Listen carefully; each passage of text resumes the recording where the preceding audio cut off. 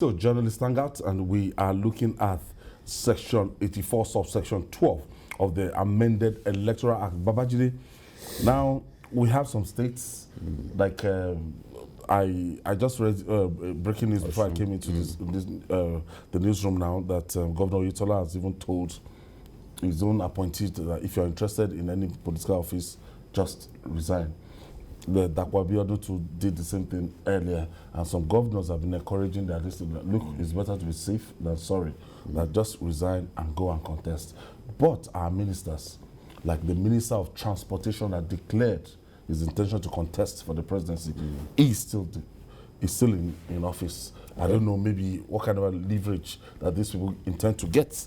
But this controversial section 84, subsection 12. There's still time for them to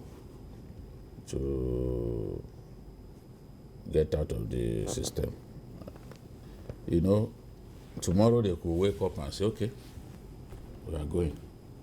So I want to be careful the kind of comment I make about them. I know that the Attorney General may have been encouraging some of them. Maybe he's confident that he will win that case, that they will win that case in court, but the law is the law. It's already the law. As far as the law has been signed by the president, whether he signed it with the caveat with or the not, expectation that it will be reversed, it's been signed. And nothing says the president must always have his way. He's had his way a lot of times under the leadership of this current crop of National Assembly. Night assemblies. Yes. They've always supported the president. So if on a particular issue they decided to stand firm, I think the best thing is to let it slide. Instead of hoping that, okay, maybe they could reverse themselves. They made up their minds that they were not going to reverse it. It was a massive, massive voice vote. I've not seen a voice vote as resounding as that one that I saw that day.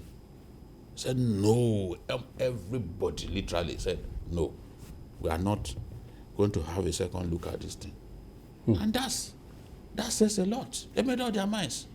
So now, as long as the president has signed, it is the law. Until the final court, the Supreme Court, says, okay, this thing, this law is against human rights, it's against this, it's against that. Even that is unlikely because of the fact that the people that the Constitution describes as public officers are people employed in the public service. Those appointees of government are not employed in the public service. That has to be made clear. That is the people,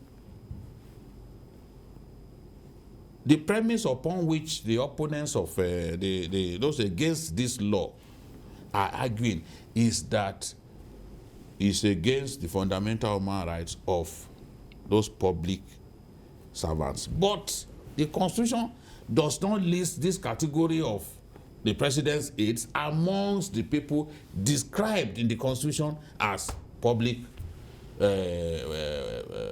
servants. So we just have to live with the fact that this law is there, and until it's reversed, it makes sense to just obey it. The ministers are not bigger than the state, and they are not bigger than other Nigerians who are obeying it. So what they want to do is in their hearts, but we are watching, as Ayo Jenny usually says. We are watching. Now, even the ruling party in their national convention last time, they were circumspect in the way they treated this thing, knowing that anything, if they had acted, contrary to this might be used against them in future. So for their for the elective positions and everything, they made sure that they took steps that acted as if this law had been enacted. So why would a federal minister, why would the head of one agency, you want to be governor, You want to be president? Is it the leverage they get in with the present position? Are they scared of what? The interest of the majority should override individual preferences. We already have a law passed by the National Assembly and signed by the president. In fact, in other countries, you don't even need to make law. This you can by convention, because there is a lot of things attached into. When you are the commissioner for information, you want to contest for House of Assembly, and you fail to resign, you'll be using an official vehicle, official equipment to do your campaign, and you are campaigning against someone who is not even a government official.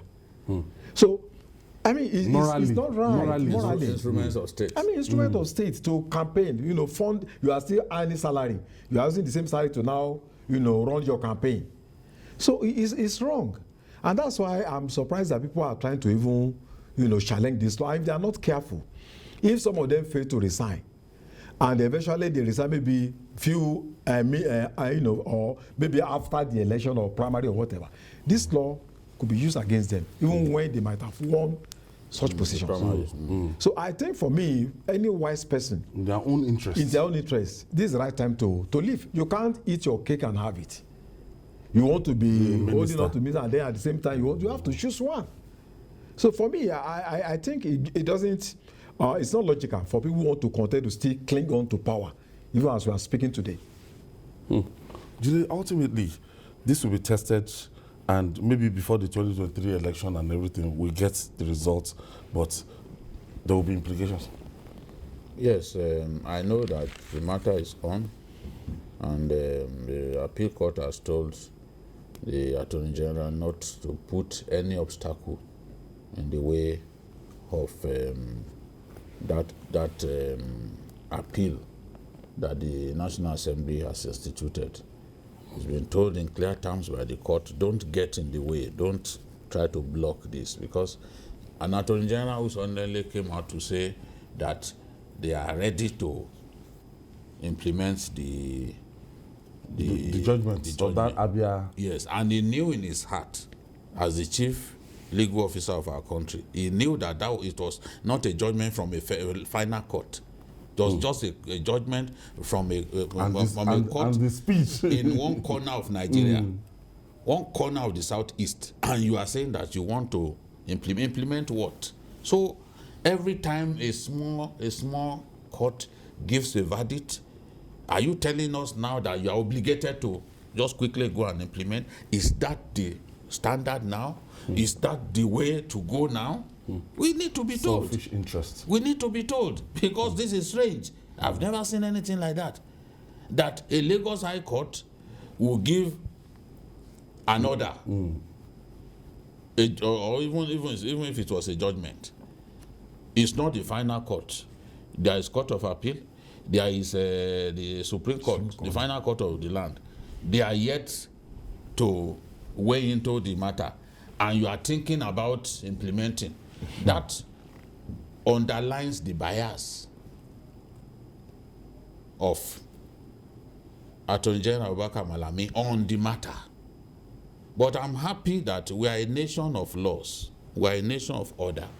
In spite of that pronouncement that showed clearly where he stood on the matter, he has not gone ahead to live up to the threat to implement that order.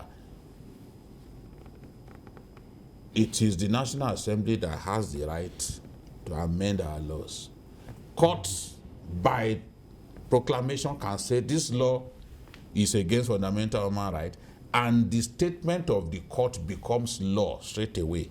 Not that a court will give the Attorney General the go-ahead to go and expunge. Where is that done? Where? We are waiting. We want to see what happens at the level of appeal, and how even those judges at the level of appeal will respond to that directive from that court, that little court and in Abia State. And even we are testing our democracy, and with time, by the time we go through this amendment, after some time, we'll get it right. Yes, it's getting too late. There are certain things we just need to get right, you know, because I mean, there are just certain basic things that you keep on wondering, you know. It's no longer about the country now. It's about an individual, you know. And I think we should not allow that to happen. It's about individual interests. It's not about the interest we don't want of to build that institution. Yes. Just so we should be thinking about building interests. institutions that are sustainable, not about looking beyond their own. You know, who think that their preferences are above the laws of the country.